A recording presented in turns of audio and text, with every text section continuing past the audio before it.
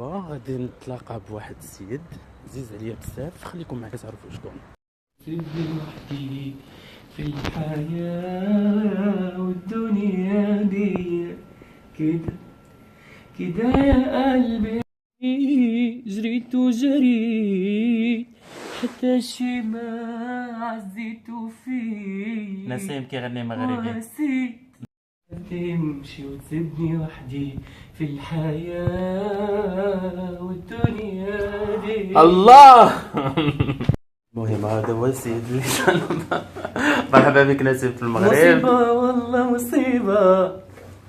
بغي نسيم بغي يوريني منين غندوزو لاسانسور ما كنعرفش لاسانسور، كنضحك معاك صاحبي. بحال هكا. كيفاش كيسحل لاسانسور؟ نوركو هنايا وتستنى شويه حتى يجي. عافاك.